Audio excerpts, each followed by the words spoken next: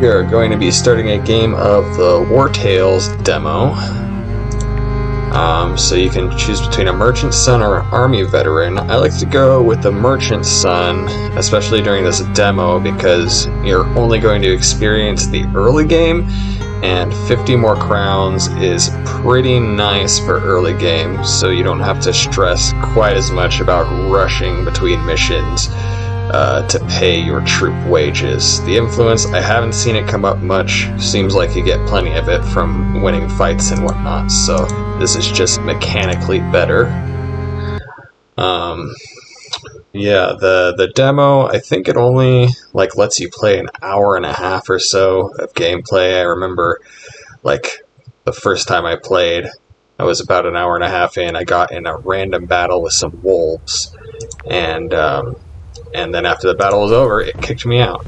So the first thing I like to do when I start up a game is look at all my people to see, mostly the warriors, to see their weapons and skills, see if those synchronize decently. Therar here, he's a brute with first aid. I do like that combination, that's not too bad. Thylian Archer here has aim, which is a good archer skill. Kashan, my ranger, has run, so that's 3 out of 4 so far, pretty good. And then my swordsman with taunt. Now this is almost perfect. If this was a swordsman with a sword and shield, this would be absolutely perfect. But swordsman with taunt is still good. Get him a smaller sword and a shield later on. Sebek is his name, kind of a grizzled old guy right here. So that is all perfectly fine. Let's go pick up this herb. I like to get right off the bat before I rush these outlaws over here. Let's fight the bandit and the poacher. So a lot of YouTubers I've seen play this game, they always rush in with the first character that's selected in the battle, and for some reason it's usually been the ranger. But I personally don't like to rush in with the ranger. I like to rush in with my frontline warriors. Ideally the brute, because you'll notice here the pound does increase damage if the opponent still has armor. So the brute is the perfect guy to start off an engagement with. I'll leave my warrior over here to rush the archer. Bring my... I'll bring my archer closer. He probably has a better angle of getting around to the back of the brute there. So yeah, we'll start with just an old brute rush. Get some extra damage on that armor. Not too bad. See if I can now... you know what? I'll have time to go around with him. I'm going to rush the archer to make sure that he shoots my warrior and not my ranger. Alright, that turned out to be a good call. He would have gotten a shot off on my ranger if I had moved him in this position here. Like I want to. Get a nice critical hit backstab off. That's why I don't like to engage first with the ranger, because I've noticed that they have an extra chance of dealing a critical hit if they hit an enemy in the back who's engaged with someone else, like your warrior. So that is perfectly fine. We'll just move my archer up to a... that was probably a little too far, actually, but this will be fine. Perfect. That's a clean kill. We get a little buff there for getting a kill, which I believe gives us, increased damage, which is very nice. Move the warrior up around the back of this guy and get a nice cleave off. Ooh, a critical hit, that's very lucky. End his turn, and just because we might... Let's see how far this guy can get. He does have sprint, the run, so actually this could be quite nice, but just to save the AP, we'll see if I can get the kill with the archer here around the back. And I don't know if I could shoot over difficult terrain like that. Looks like I can. Perfect. So yeah, I haven't seen any other YouTubers play it like really tactically like that, so I kind of wanted to show off what you can do when you do the tactics. Normally, I don't do this repair all, because it'll like spend a point repairing just a shield sometimes, and I don't want to spend my raw materials just repairing one armor, but I know that my swordsman got hit here, and he doesn't even have a shield, so I know that this is repairing his armor itself, which is quite good. You're restoring, like, what is it, like 5 or 8 armor, as opposed to just the shield damage. I like to go right over to these stables and pick up a horseshoe from the stable master here. Which, again, being the son of a merchant is kind of nice. This horseshoe costs 30. We have 50 extra. So it pays for the horseshoe here.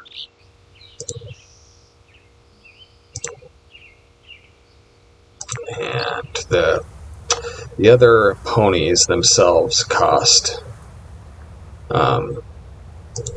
they cost 150 crowns, and I would like to save up in the early game.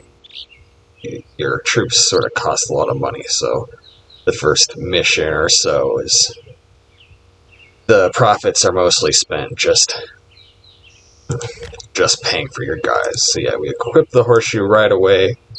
Only it gives the troop movement speed an extra 5%, so we'll just be moving around the map more efficiently early on. It'll be nice to run around, do our missions faster, in order to pay for our troops in a timely manner. So my brute, I'll probably just go strength on him. I like to build the brutes more damage, because they seem to have more aggressive sort of subclasses, and the swordsman more. I'll probably pump up Constitution on him when he levels up. So yeah, that's all fine. Now let's inspect these goods over here. Get 5 cloth, not too bad. Guess we can go over and pick up some more herbs. I do want to get into alchemy a little bit. Just so I can sustain my own injury management. Let's go into town here. Not sure if there's really much to do right off the bat in town. You can learn all the professions that are available if you just click on the work benches and whatnot. So we learn the blacksmith profession. Not going to make anyone a blacksmith because I think, at least in one playthrough, I was able to free a blacksmith prisoner, and he was a master blacksmith, so if that person is around in every playthrough, I think that's just going to be the go-to for me, even though it does make you sort of an outlaw, but I don't mind that too much, really. Kind of like to inspect these units that you can recruit, just in case there's a special one. Like a spearman, I've never had a spearman, that'd be kind of fun to get. I don't like wrath, however. Like, it's nice to get extra damage, but it does cost 2 action points, which seems like a lot, especially when you don't have a tent yet for your camp to recover lots of action points. So we're just going to ignore this guy. Like, wrath might be good for, like, a 2-handed weapon brute or something. You can get like nice cleaves off with extra damage, but overall I don't like it too much because of how expensive it is. So let's review the tasks here. I'm going to take all the easy missions, the Cathalil gang. Apparently they're stealing livestock. That's not very cool. So that's to the south. Sort of a long ways, it seems. I've never seen 3 easy missions at the start before. That's kind kind of cool. Deserters in Casket Mine. Now that'd be a good one to rush, honestly, because mines give you a lot of iron. Should be nice to pick up like an early cooking pot and get some early weapons going. Be pretty good. And then, yeah, I've never seen one that has this low of a reward. That one must be pretty easy, so I might actually rush towards that one instead. Because my guys are still only level 1. And these bandit fights can be somewhat difficult at the beginning. I guess I'll check the market. Sometimes there's stuff on sale here. Seems like. Mr. Thanard, your wares? Sure. Rope. I think I do want a rope. I will be buying a rope. Why not? I don't like spending too much money in the early game because, like I said, those troop wages can be a pain. But rope is actually... I haven't tried this before, but apparently you can, like, capture wolves with rope and your archer can be like a beast master. So, in fact... Oh, I didn't mean to expect him. I might buy one more rope. Maybe catch a couple wolves. Now this guy over here... I'm going to accept this. I know that he's going to steal from me. Yeah, he stole, but I think you can leave the town and catch him. I've never tried this, so let's see about trying it. Is that him down there? See if we can catch him and get our gold back. Just trying something new that I haven't tried before. Yeah, he's trying it again. Yeah, I'm gonna threaten him to get my gold back. Please don't hurt me. So everyone I've seen, like, attacks him, and it's, like, pretty sad to watch. Because he's sort of defenseless. So I'm gonna leave him be. See if he ever comes up again in the future, or if it's just like a fun little one-off interaction. So let's head towards that easy quest up in the northeast. Don't really know if my group has what it takes to fight it yet, but I'm pretty confident in my tactical ability in this game. I got a little bit of practice with that, so it shouldn't be too bad. Pick up the iron here, inspect these corpses. Extra crowns, and just more crowns. Nice. I'll take crowns. You didn't see anything there, Mr. Guards? What is this? Is that my quest? Didn't realize it would be so close. I guess that is. Yeah, I've never seen a quest right there before, but... we're really close to running out of stamina, and I don't want to, like, get 2 inches from them and get the debuff of being fatigued. So we're going to go ahead and camp for the night right now. And I don't believe there's anything I need to do. I don't have the materials to make anything, except the lockpick. I could get a lockpick going. So who is going to be my tinker? The swordsman, sure. Swordsman tinker.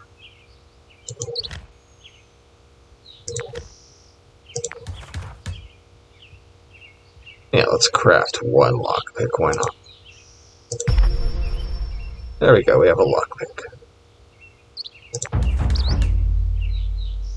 Oh, I've gained knowledge. I forgot that happens. Sort of forget where I can spend that. So I can get run. Nice. Or I can start getting some of these recipes for better weapons.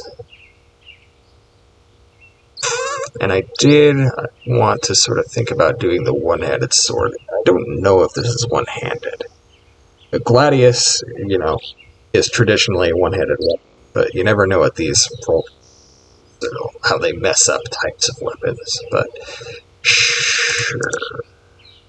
Oh, I don't think. Do I have a point? Can I not spend a point? I probably can't spend a point because I don't have a blacksmith yet. So for now, I think we'll just save the point, if that's possible. And thus, camp. I have to use 3 pieces of bread here. Danger level is high. When dangers abound, an attack can occur while you're this. Not too worried about that. I've never seen what this, but I guess we'll see. Well rested. So apparently that 80% is pretty generous, because I've seen someone else do that at 80% before, and they didn't have any issues. So let's start this fight. We've got a raider and a corporal guy here. Is it just 2 people? Just one sort of corporal leader and his buddy? That does appear to be the case. Now, one thing I notice people do is they don't check the skills of their enemies, and I like to do that especially with bosses.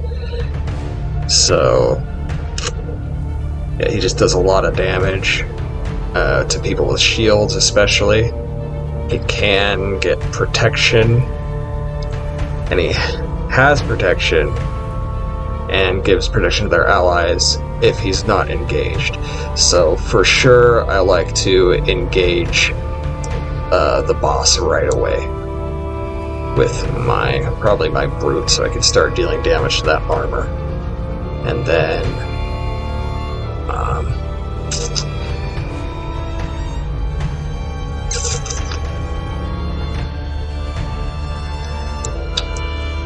do this. My ranger here has run. I need to remember that, so he's a lot more mobile than usual. So, yeah, we'll just get him, I guess, off to the side so my archer can get a clean shot.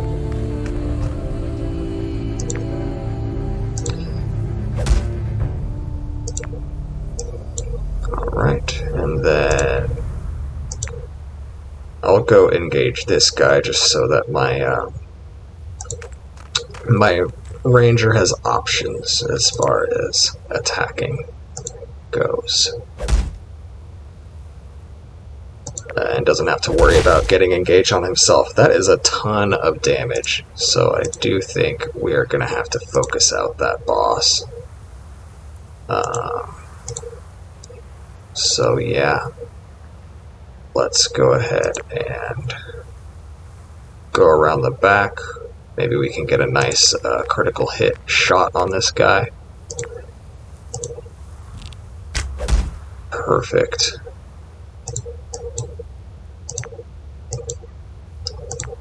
Alright, and I think I am gonna use my sprint, my run ability, to make sure that I can get around the back with this guy as well. So let's go ahead and run and get a backstab. Yeah, this guy is really tough. Okay, so he's preparing for an attack. That's what this means. He's like winding up a swing, which there's nothing I can do about, but you know, my tank is going to tank it, so it shouldn't be too bad. Are they still engaged? I think so. So we might as well just get more shots off here. Unfortunately, not a critical hit, but we can move out of the way and get our archer to get a nice shot off as well. Nice, a critical hit for that one. That is rough stuff, man. He's taken some damage, and he's our healer too. He's got the first aid, so if he goes down, not much I'm going to be able to do about that. Yeah, I think I'm going to taunt this guy just to make sure that he doesn't try and disengage and turn around to kill my other guy. So we'll taunt and go for a cleave here. Very good. Right, and that's his turn. There's not much he can do except attack and hope that he doesn't die. Okay, good. New round is starting. Start with Shooting this guy in the back. Oh, that damage was absolutely pathetic. Unfortunately. But should be able to finish him off here, I think. Good. And just move him here so maybe he doesn't have an easy path to fight my other guy. Okay, so I have a turn with this guy. I'm going to go ahead and just get him out of danger, I think. Maybe behind my fighter here, or my swordsman, so that I can go and heal him if I need to with my first aid. Alright, so that is all good. Nice swing there. One more hit and he's dead. He as in Sebek here. But let's get a nice stab off. Perfect. I think my ranger's probably going to level up on all that. I think he got both kills there. So yeah, let's loot that. I'm not going to repair all. I'll just repair in my camp. And that's good. So we finished our mission. We can go back and turn it in. But I think I will do that next time. Thank you for watching.